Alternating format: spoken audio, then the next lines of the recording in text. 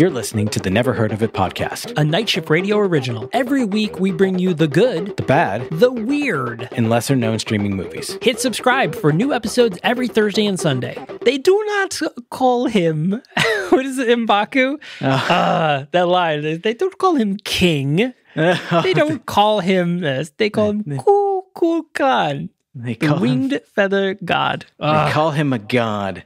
Oh, man. I love M'Baku, man. Winston Duke is just a joy to watch in that role. And like I loved him in the first one, but he was very much that like masculine big man. And in this one, he just gets to have fun. Yeah, he really does. M'Baku really shined for me in this movie. Yes. Like they give him, he definitely has a lot more depth of character. He has a really great moment with Shuri. So pause.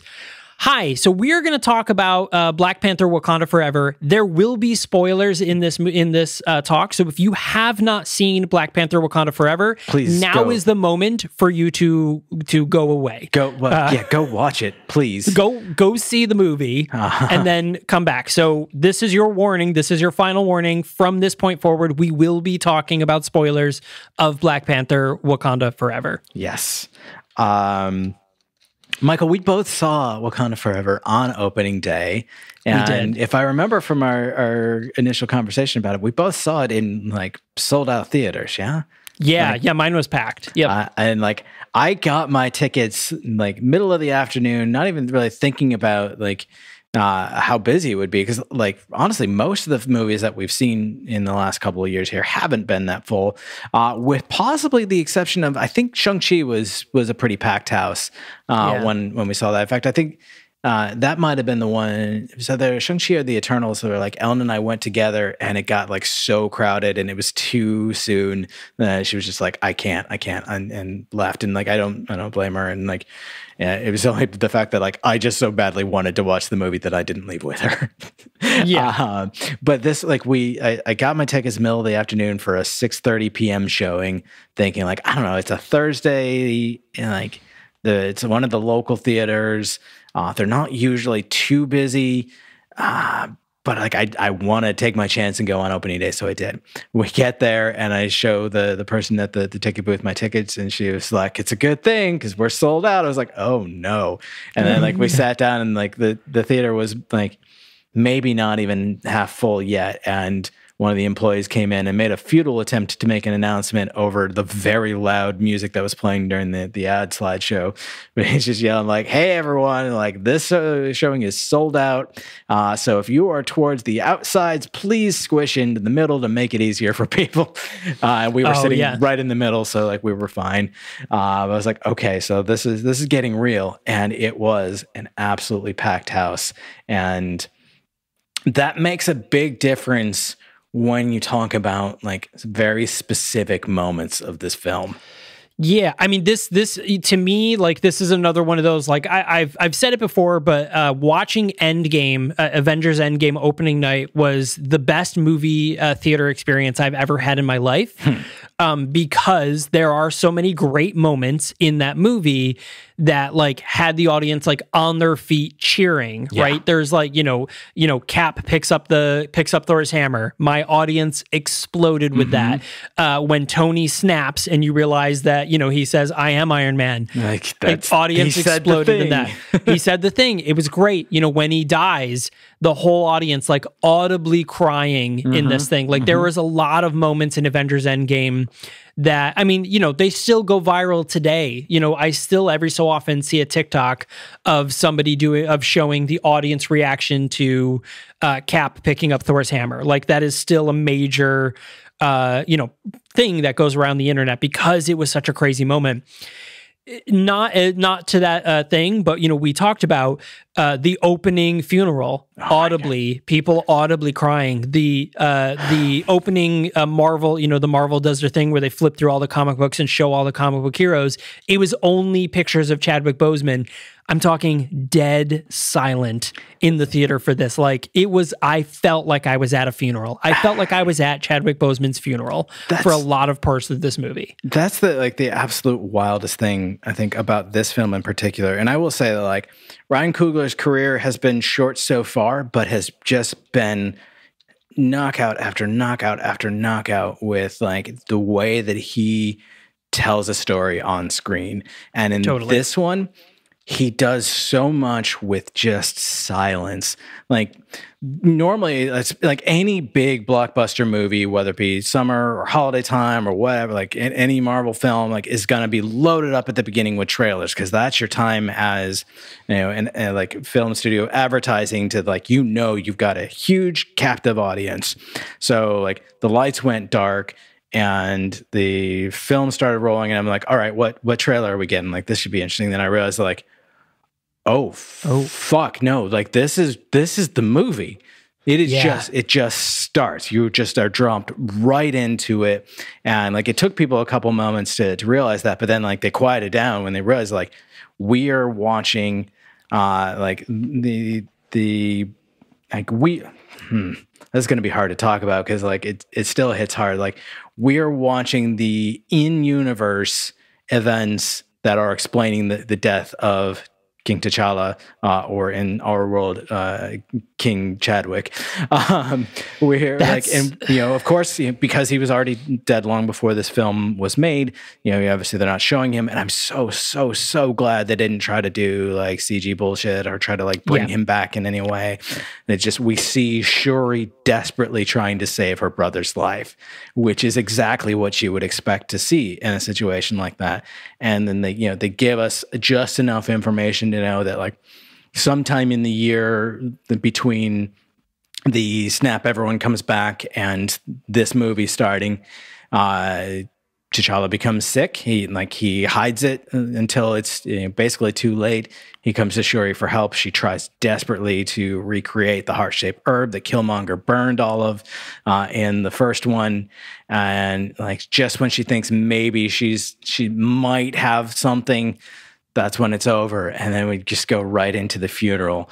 And when I tell you that whole thing felt like a couple hundred extras all having the opportunity to personally grieve Chadwick Boseman, it was so powerful. It really was. I mean, you know, the thing is, and this is such a unique situation, is that scene in the movie of Shuri, like, you know, talking about how T'Challa is sick and how he's dying, the fact that it perfectly mirrored what what happened, basically, the fact that Chadwick did die of a disease and most people didn't know. I mean, our audience people, our regular, people who didn't know him, didn't really know that this was a thing. And then him dying, like, it hit because you're like, oh shit, like, this really happened. Yeah. Like, yes, they're doing it on screen, but, like, it really happened in real life. And that's what I think made it so emotional. You know, a lot of people, especially people in the Black community, but a lot of people really connected with Black Panther and with Chadwick Boseman. And, like, just the fact that you saw it happen, you lived through it right then. You're like, oh my God, this is so heavy. This is so heavy.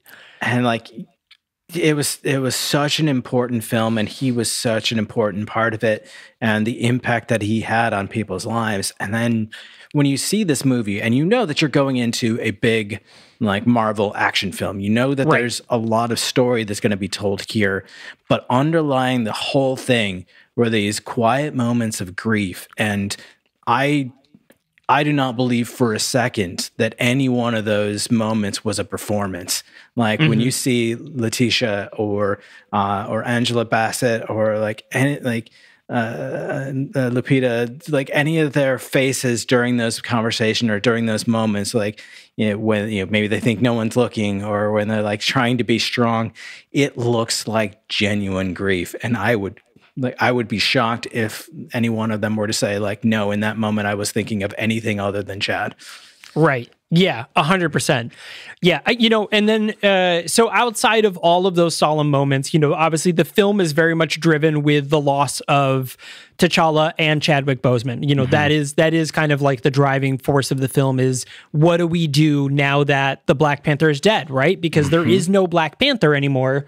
Angela Bassett's character, his mom, took over the role of queen, after his death, and she's been queen for about a year. So it's a year after his death. So it's a little over 6 years since the snap.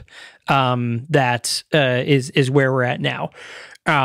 So she's taken over. We see that it's kind of a different world. We get a really great moment where she's in front of the UN Council, and they're like, you said you would share vibranium, and she's like, no, we said we would open our borders, but we are not. And this is a really, really great thing. She's like, I'm not afraid about what vibranium is going to do to the rest of the world. She's like, I'm afraid what you are going to do with vibranium. She's like, so for now, vibranium stays locked in our country. No trade, no exports, nothing. Valid, very valid, because we see that, vibranium is basically a weapon, can be a weapons of mass destruction. Yeah. And so I was just watching something yesterday that was it was a YouTube breakdown.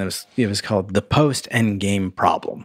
And it was a pretty stock standard, boring explanation of how phase 4 and 5 has seemed more disconnected than the first 3 phases, completely missing the point that phases 1 through 3, the Infinity Saga, were intentionally telling one big story so that the future of Marvel could be to tell a bunch of stories. And they, just like the comics, and we've had this conversation to death, we don't need to rehash it, but just like the comics, a bunch of stories that loosely connect somehow but are telling their own thing. And this film really shines in that there are big connections to the larger MCU, the fight over vibranium and what we learned, the existence of vibranium outside of Wakanda. That's a big deal. That's important. That's a really big deal. Yep. Learning that, and we'll talk about him, learning that Namor is a mutant, which furthers the confirmation that we got of the existence of mutants, with Kamala Khan being referred to as having a mutation, and with the hints at Wolverine possibly in She-Hulk, all of these things, and we know that it's all starting to come together, but these are all very subtle pieces that just they are part of the story, but they are not the focus of the story in this. The focus is Wakanda in a post-T'Challa world, how they deal with that grief, how the women of that country step up and are looked to as the leaders and the protectors of the country, and how Wakanda deals with being a part of the larger world now that they've revealed themselves. And I love how much they get a chance to really just tell that story. And it doesn't feel disconnected. It doesn't feel like it doesn't belong in the MCU, but it doesn't need to shove in your face that it's part of it. I think there was the addition of one specific character that I think tied together a lot of things for me in this, and that is Julia Dreyfus's character of director Contessa. I forgot her full name. Valerie. Valerie. Yeah. So the fact that she is in this movie and not just in a post-credit scene, she is in this movie, was well, there we go, right? We've seen her in 2 other things before. She was in Captain America and the Winter Soldier, or Falcon and the Winter Soldier, but Captain America and the Winter Soldier, and she was in the post-credit scenes of Black Widow. So those are the only 2 times we've really ever seen her, and even in Falcon and the Winter Soldier, she's only has a couple of lines where we see her kind of collect people. Yeah. But this is the first time that we really get to see her character interact. We understand where she exists in the in-universe world. What does she do? So she is part of, the UN sort of special council world. And I think that is oh shit, because I walked away this movie, and they say it in this movie, and Namor even says it at the end, and then Shuri says it, and M'Baku says it. They're the world is going to come for Wakanda. Yeah. People are going to come to Wakanda and try to take the vibranium. Now that they know that it exists in this place, they're going to get a little bit of it. They're going to build weapons. They're going to come for Wakanda. So we know that somewhere, Valerie. It doesn't stick. Valerie is going to be the Thunderbolts movie is likely going to be something involving Wakanda and going after vibranium in that world. And of course, the other like huge connection to the MCU was the just fantastic performance by Dominique Thorne as Riri Williams, which was one of my most anticipated moments of this show because I love Ironheart. I love that story. You know, the young genius black girl from Chicago makes her own fucking Iron Man suit and gets the attention of the world and ends up like getting to be for real. That delivery and like to take an actor who like prior to this film, her credits were If Beale Street Could Talk and Judas and the Black Messiah, which like that is a very short but already very powerful career like to have on your resume. But now she's in Black Panther, Wakanda Forever. She's getting her own series next year, hopefully, as if all goes as planned. And then Ironheart is on. Yeah, that is it's on the slate officially. That's why I say if all goes as planned. It's supposed to happen, but like we are not that far removed from the entire world just falling apart. I'm pretty sure she's already filmed. They've already filmed it because there's been shots of it's in post-production. Yeah. We had our own blip a couple of years ago, right? And then, of course, like being in an Avengers movie planned out, an additional 3 years from now. So, like, she just was plucked out of relative obscurity and dropped right into this universe, and she just hit the ground running. I loved her in this film, and knowing that like she has, she's got her own series. She's going to be in Secret Wars, but we also know that Armor Wars is a thing. Kind of makes a lot of sense for someone in an Iron Man type suit of armor to be in Armor Wars. I would assume she's in that movie. Yeah. And then, as an extension to that, you got to listen to me gush about this the other day.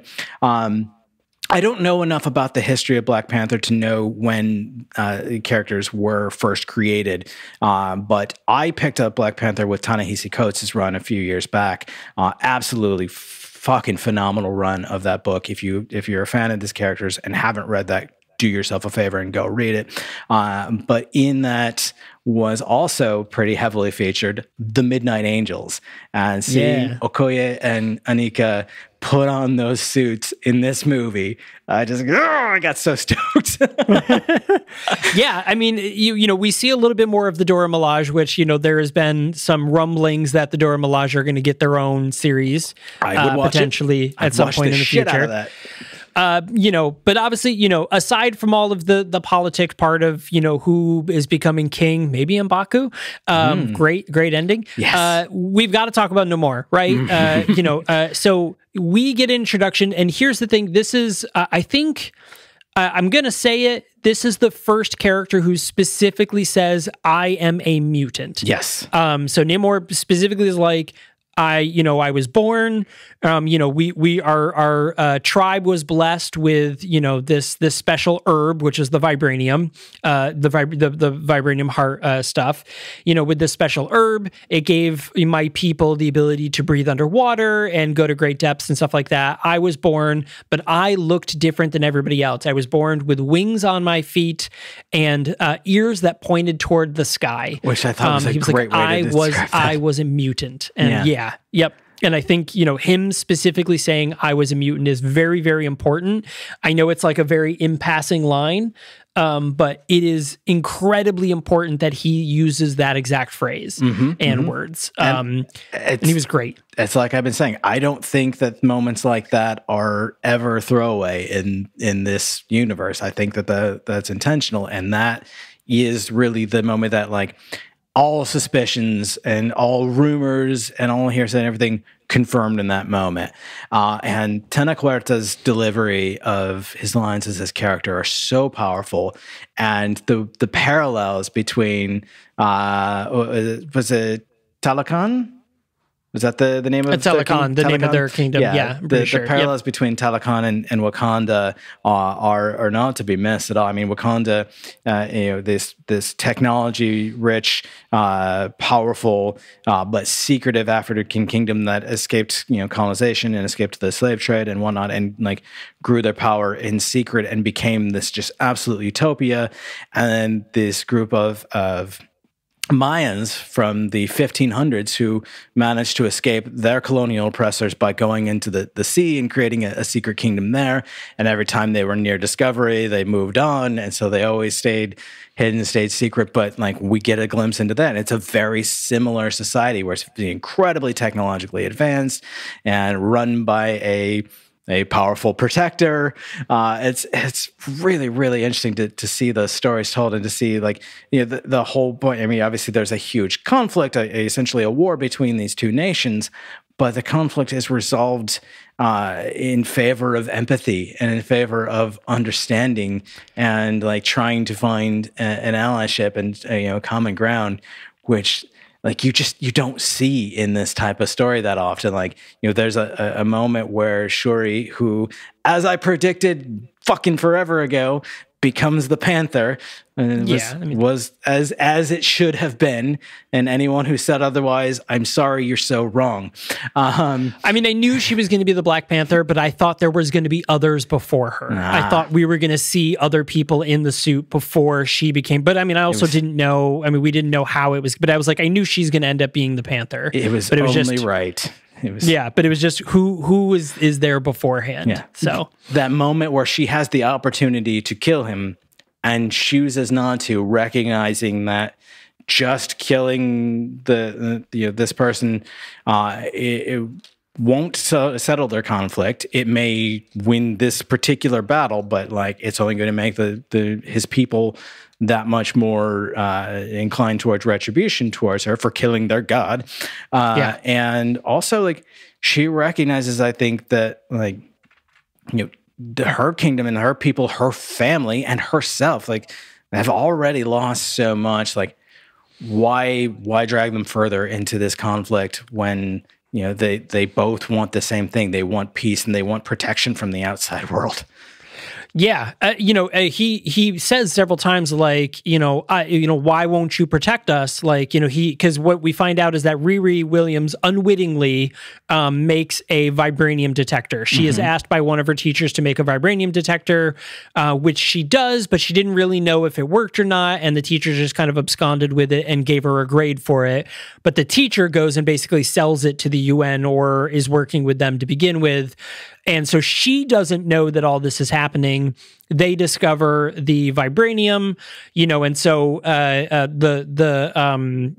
Namor's people basically goes to Wakanda and is like, look, we need you to go find the scientist that created this thing, and we need to kill her because she is going to, you know, this person, they don't know who it is, this person is going to out our entire people, and we don't want that. Like, you have to empathize with this because you were that. Like, you were that, you know, only until recently, you were also a big secret. So, like, you have to help us. You have to protect us. Like, we're going to go kill this person. And they go and they find out that it's this young black girl. You know, she's like 19 or something. And they're like, yeah, we're not going to kill this kid. Yeah. And he's like, no, you have to. Like, you have to kill this kid because she, you know, she's just going to be the first person. She's just going to be the first in a long line of people that are going to create this thing that is going to out our kingdom. Like, I thought you would understand. Like, you went through this already. I thought you would understand. And, you know, Shuri's like, yeah, we don't. And then eventually she's like, no, okay, I do. But the very end of the movie is great. One, I love that they don't kill Namor. I think that is super important. You know, like Killmonger, I guess, had to die, but it was very frustrating that he does because, you know, also Killmonger makes an appearance in this film. Awesome scene. Very great scene. But I think the big thing is at the end of the movie, both Shuri and Namor separately make very important points. You know, she says, you know, as you said, if we kill him, his people are just going to want to come kill us afterwards. And then, you know, they have vibranium too. And then what's the point? Like, then we're just all going to die. She's like, and then he says, no, you don't understand because the world is going to come after Wakanda and she is going to turn to us to save them. She's like, and he says, like, that's why it's really important that we lost this battle because now we have an ally in the most strongest nation in the world at this moment who is about to become the entire world's enemy. He's like, it is very important that we are allies in this. And I think that is such brilliant, like, that is like, you know, wonderful politics and is setting up the shit that's going to happen, like Captain America New World Order, is going to be about this. Like, this is the plot of Captain America New World Order right there. Oh, and I just love, cause like, again, I don't know enough about the history of the comics to know like how important all this is, but I know that there is a historic rivalry between Namor's people and Wakanda, and specifically between Namor and the Black Panther. I know that that exists. I don't know if they ever become allies in the comics, but I love that approach here because it feels much more like how these characters would have responded rather than just being like Namor versus the Black Panther for all eternity fighting. This idea that like, you know, we can help each other, and like, you know, we get to this decision in, you know, probably the worst way possible, but we get there, and like, let's look out for each other. And it makes so much more sense. And yeah, these two very powerful kingdoms that no one knows really much of anything about, people are going to try to bring it to them, and we'll regret that decision. Oh, they will absolutely regret that decision. Yeah. And then, so, you know, one of the other kind of plots throughout the movie, which I noticed right off the bat, is Nakia, who we knew in Black Panther movie had a thing with T'Challa. They were kind of together. And in the end of Black Panther, we see them together. Like, we know that they're going to happily ever after, right? She wasn't at the funeral, and it was very noticeable. I was like, yo, where is, I know she's in the movie. Like, why haven't we seen her for the first part of the movie? And eventually we do find out that, you know, the queen goes to her and is like, we missed you at the funeral. Like, you disappeared 6 years ago. Like, where have you been? You need to, you know, Shuri gets kidnapped. You have to go rescue Shuri. She goes and she does her duty, and she goes and rescues Shuri and the whole thing. But in the very, very end of the movie, we are introduced to the reason why Nakia wasn't there. And it's because 6 years ago, her and T'Challa had a son, and they decided it was better if little T'Challa Jr. did not grow up in the Kingdom's Eye as a prince, as that, and Shuri gets to meet T'Challa, you know, because he says, like, he says her name, and she's like, oh, and then she's like, oh, and then he's like, the kid says, do you want to know a secret? And she's like, yes. She's like, my name is Prince T'Challa, son of King T'Challa, and it's like, oh shit. And that is amazing. And it's like, again, kudos to Ryan Coogler for his storytelling. That comes right on the heels of like the ending of this film is another one of those powerfully silent moments where Shuri, who previously refused to participate in the ritual of burning the funeral garments because that was too much like letting go, which was the point. And she wasn't ready to do that. She sits on the beach in Haiti at Nakia's place, and she burns her funeral garments, and it's just dead quiet. And the theater was dead quiet.